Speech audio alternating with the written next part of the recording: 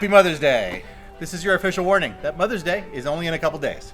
It's probably too late to book a brunch, but at least you can make plans. I'm Chef Benny and welcome to Reheated History, Food for Thought.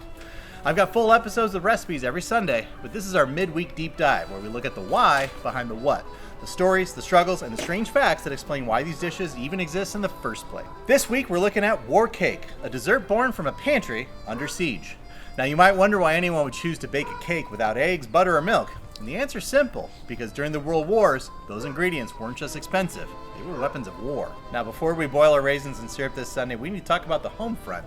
While soldiers were outlasting empires on the battlefield, mothers at home were fighting a war of logistics on their own kitchens. World War I experienced supply chain shortages at home, but rationing was largely voluntary, and by the time we got to World War II, rationing wasn't just suggested meatless Mondays, it was a federal mandate.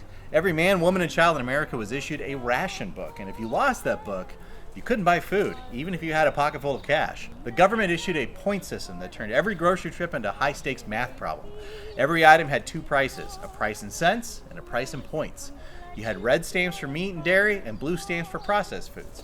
If the government decided the troops needed more butter that month, they would just hike up the point cost, and suddenly your family was out of luck. You had to balance the family's health against the fluctuating cost of sugar and flour. So this is where maternal ingenuity really shines, because eggs and butter were red point items, precious resources that were needed for the front lines. Home cooks got resourceful. They used raisins for sweetness, boiling water and lard for moisture, and a heavy hand of spices to mask the fact that there wasn't a drop of dairy in the tin. To supplement these rations, families were encouraged to grow their own produce. At the height of the war, 40% of all vegetables grown in the United States come from victory gardens. Shopping itself became an endurance test. You were constantly racing against the expiration date. If your stamps for canned goods expired on the 15th, you were at the mercy of the expiration rush. You'd stand in line, wrapped around the block, waiting an hour for the clerk to meticulously tear out every individual stamp, only to find out that they ran out of sugar 5 minutes before you reached the counter. But here's the thing, the government framed this struggle as sharing the burden. And when a mother baked a war cake instead of a traditional sponge, she wasn't just saving money, she was personally feeding a soldier. It was a political act of support wrapped in a spice cake. We'll talk about how these survival recipes became staples of American resilience this Sunday.